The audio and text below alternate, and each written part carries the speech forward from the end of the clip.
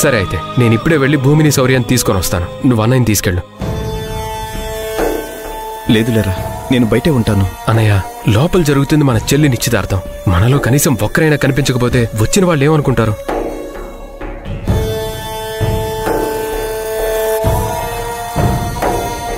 నేను తీసుకొస్తానని చెప్తున్నాను కదా, నువ్వు వెళ్ళి వాళ్ళతో మాట్లాడుతూ ఉండు. ఒక 10 నిమిషాల్లో శౌర్యం తీసుకుని వచ్చేస్తాను. త్వరగా రారా. రే రాఘవ, నలుగురికి ధైర్యం చెప్పేవాడివి. మొదటిసారిగా నీ కళ్ళలో భయం చూస్తున్నాను రా. ఏంట్రా ఇది చిన్నపిల్లాళ్ళ? ఎవరైనా చూస్తే ఏమనుకుంటారు? పద లోపలికి రా.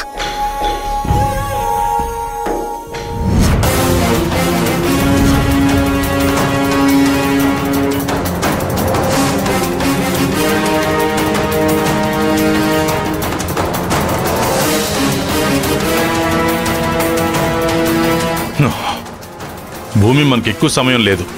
తిరగాల్సిన చోట్లన్నీ తిరిగాం. ఎక్కడా వాళ్ళ గురించి తెలియడం లేదు. ఈ గుళ్ళోనూ కనిపించలేదు. ఇంకెక్కువ టైం కూడా లేదు. మనకి 5 నిమిషాలే ఉంది. ఈ లోపల ఏదో ఒకటి నిర్ణయించుకోవాలి. అటు ఇంట్లో వాళ్ళకి చెప్పడమా, లేదు రుద్రాణితో మాట్లాడటమా, లేదంటే నా అంతటి నేనే వెళ్ళేసి ఇదంతా నా వల్లే జరిగిందని నింద నా పైన వేసుకోవడమా? ఈ మూడిట్లో ఏదో ఒకటి చేయకపోతే చివరికి నువ్వు ఇబ్బంది పడతావమ్మా. నా మాట వినమ్మా. లేదు ప్రసాద్, ఇంకొంచెంసేపు వెయిట్ చేద్దాం.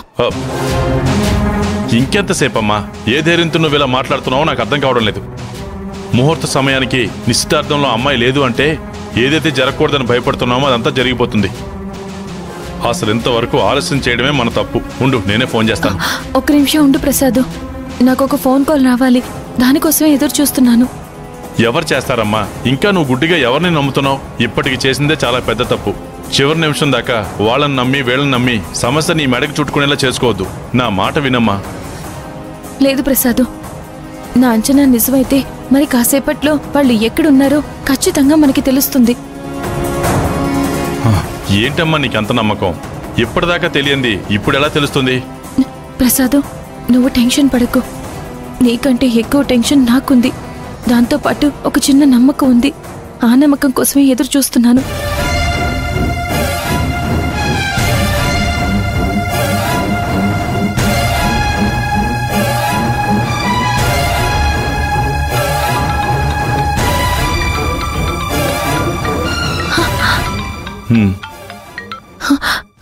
హలో,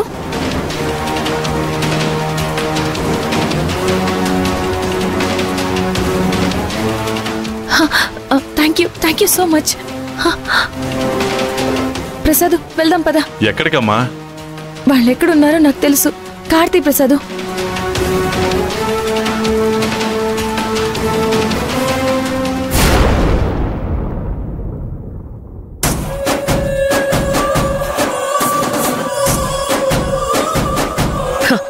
ఇదంతా మీ వల్లే. మీరు చూస్తూ ఊరుకున్నారు కాబట్టే వాడి పాటికి వాడు వెళ్ళిపోయాడు. అదే ఎక్కడికి రాని అడిగి మీరే ఆపేస్తుంటే మనం ఇంత టెన్షన్ పడే అవసరం ఉండేదే కాదు.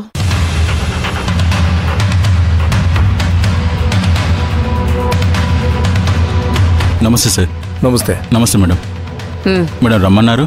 కూర్చోండి. చెప్పండి మేడం, ఏంటి అంత టెన్షన్గా ఉన్నారు? ఉదయం నుంచి నా కొడుకు కనిపించడం లేదు. మీ అబ్బాయికి ఎవరి వల్లైనా థ్రెట్ ఉందా? అలాంటిదేం లేదు.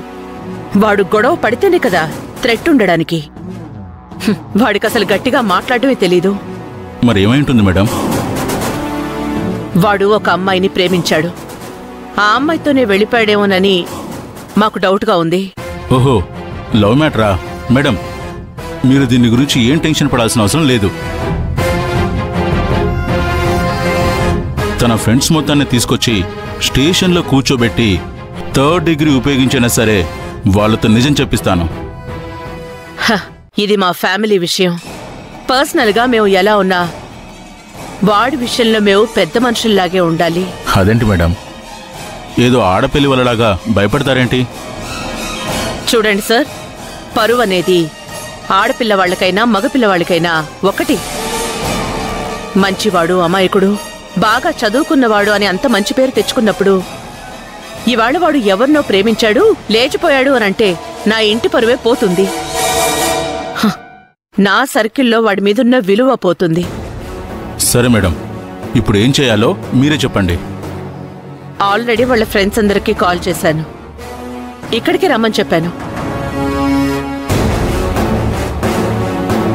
ఇదే స్టేషన్ అనుకో, ఈ ఇల్లే ఇన్వెస్టిగేషన్ రూమ్ అనుకో. వాడెక్కడున్నాడో, ఆ అమ్మాయితో కలిసి ఎక్కడికి వెళ్ళాడో అన్ని విషయాలు నాకు తెలియాలి. సరే మేడం, వాళ్ళు రాగానే నేను చూసుకుంటాను. రుద్రాణి, ఇప్పుడు ఇవన్నీ అవసరమా చెప్పు? వాడేదో పని మీద బయటకు వెళ్ళి ఉంటాడు, వచ్చేస్తాడేమో చూద్దాం. ఇలా మీరు చెప్పిన మాటలు వినే వాడి విషయంలో నేను తొందరపడకుండా తప్పు చేశాను. చివరికి పిచ్చిదన్నయ్యాను. అదే మొదటి రోజు నుంచే నేను అనుకున్న ప్రకారంగా ఉండుంటే పరిస్థితి ఇంత దూరం వచ్చుండేది కాదు. నాతో చెప్పి బయటికి వెళ్ళడానికి కూడా ఆలోచించేవాడు ఈరోజు అమ్మాయితో వెళ్ళిపోయాడు అంటే ఏంటి? వాడికి మనకి మధ్య ఎంతో దూరం పెరిగిపోయింది. ఇన్నేళ్లు పెంచిన మనని కాదని అడుగు బయట పెడితే మన పరువు ఎక్కడ పోతుందో అని కూడా ఆలోచించకుండా అలా వెళ్ళగలిగాడు అంటే వాణ్ణది ఎంత మార్చేస్తుంటుంది. వాడు లేచిపోయాడని గ్యారంటీ ఏముంది చెప్పు? ఇంకా ఏం గ్యారంటీ కావాలి మీకు? ప్రేమించాను చెప్పినవాడు ఇంట్లో కనిపించట్లేదు. నేను పలానా చోట ఉన్నాను, అర్జెంటుగా రమ్మని ఆ అమ్మాయి మెసేజ్ పెట్టింది. అక్కడ అది కనిపించట్లేదు.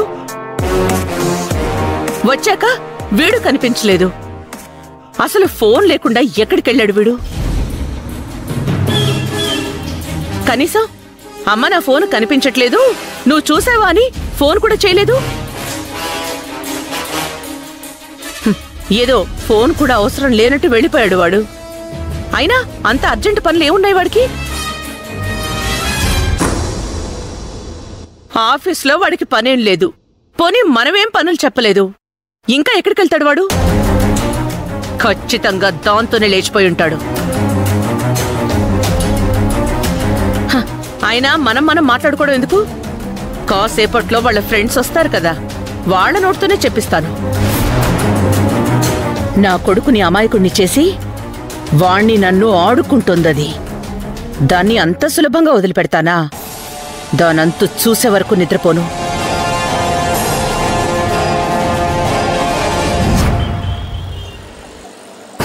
Excuse me.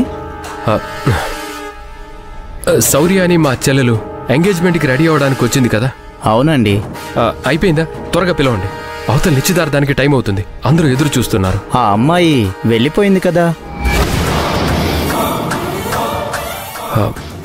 వెళ్ళిపోయిందా? అవునండి. ఇంకెవరైనా వచ్చారా? భూమి గారు వచ్చారు, వెళ్ళిపోయారు.